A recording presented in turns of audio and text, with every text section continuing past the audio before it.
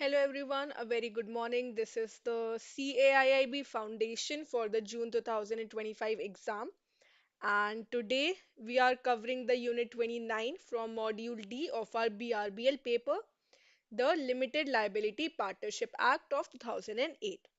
We also had a little discussion of the LLPs, the Limited Liability Partnership firms in the Unit 27 when we were discussing about the Partnership Act.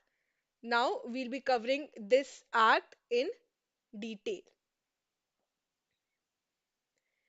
Okay, so I hope you remember that the limited liability partnership is under the Partnership Act of 1932 and it has to get itself registered. So it makes it different from other partnership firms, right? We have the two rules, the partnership rules and the Partnership Act. All of these things we'll be covering today. Okay. So the limited liability partnership firm is a body corporate which has its existence separate from the partners. This means that the firm has to get registered and it is separate from the partners. It is a separate legal entity. So it has certain characteristics which are similar to the company which is constituted under the Companies Act of 2013, and these are given in the LLP Act of 2008. Right? So what are the characteristics of the LLP? LLP is a body corporate formed and incorporated under this act, and it is a legal entity separate from that of its partners, and it has perpetual succession. It means that even if one or two partners of the firm leave, the partnership will or the firm will still continue. So there's a difference between the dissolution of a firm and the dissolution of partnership. All right. So it has perpetual succession, means it is going to continue even if there's a change in the nature of the partnership, right? So a change in the partners of the limited liability partnership shall not affect the existence, the rights, and the liabilities of the limited liability partnership. They will still remain the same. Now, there are various definitions like the appellate tribunal. Appellate tribunal is the National Company Law Appellate Tribunal. Body corporate, we already know it is a LLP that is registered under the Act, or LLP incorporated outside India, but it does not include a corporation sole or a society. Then we have the designated partners, the entities, limited liability partnership agreement, all of these things. So this is the meaning of a body corporate. Now, if we talk about the partners or the designated partners, so there should be at least two partners to form a partnership. If, let's say, the partnership was of two persons and one of the partner leaves or retires or because of death of the partner, then this one partner cannot now continue as a partnership. There should be at least two partners. If at any point this number of partners is reduced below two, and the LLP carries on the business for more than 6 months while the number is so reduced, that is, the LLP is carrying on with one person only, then he shall be liable personally for all the obligations of the LLP incurred during that period. Right? So, for 6 months, if they still continue, then they will be liable.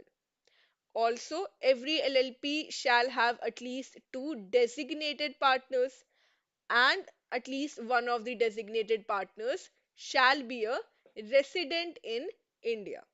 Now, when we talk about the designated partners, what is the meaning? They have certain responsibilities, the designated partners, that are specified, and they will become a designated partner only after their prior consent to such notice. So, what are the liabilities and the responsibilities? They are responsible for all the acts, the matters, and the things which are required to be done by the LLP in respect of the compliance of the provisions of the Act. For example, for the filing of any document, or a return, or a statement, or a report. They are also liable to all the penalties which are imposed for the contravention of these provisions. So, responsible for all the acts on behalf of the LLP, as well as responsible or liable to the penalties which are imposed on the LLP, right? And if we are, let's say, talking about a change in respect of new designated partners, then an LLP must appoint a designated partners within 30 days of such vacancy. Within 30 days of arising of such vacancy, the LLP should appoint a designated partner. Then, if we talk about the incorporation of a LLP, there should be an incorporation document, right? Two or more persons carrying on the lawful business with a view to share the profit, they should subscribe their names to an incorporation document. It shall be filed in such a manner as prescribed with the registrar of the state, and along with the incorporation document, a statement will be made forming the LLP. So, the incorporation document will be in the form as may be prescribed.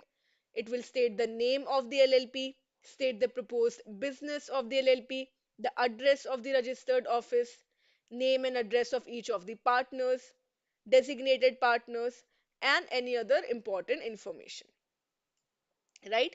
Registration, we have already seen. The certificate should be, the LLP should get a certificate that the LLP is incorporated by the name which is specified therein, registered office as per the address. All right. Now, what will be the effect of LLP getting registered or incorporated?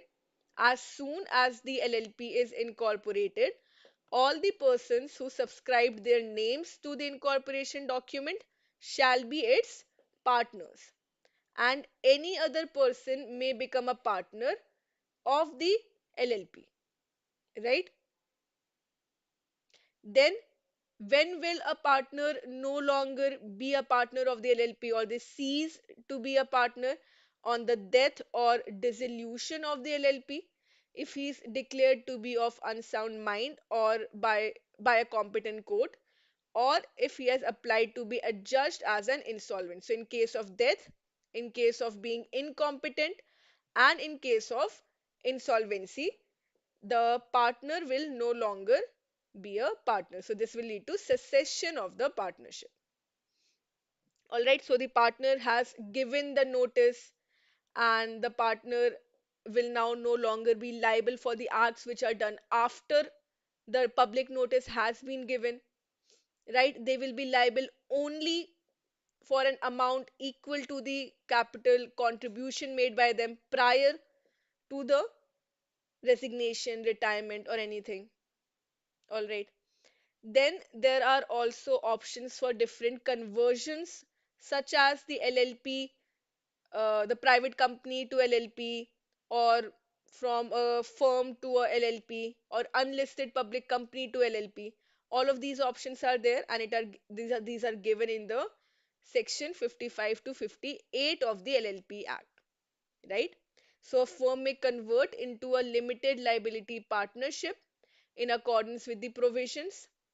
A firm, then a private company can also convert into a LLP, which is given in the third schedule, and unlisted public company can also be given or turn into a LLP, which is dealt in the section 57 of the Act.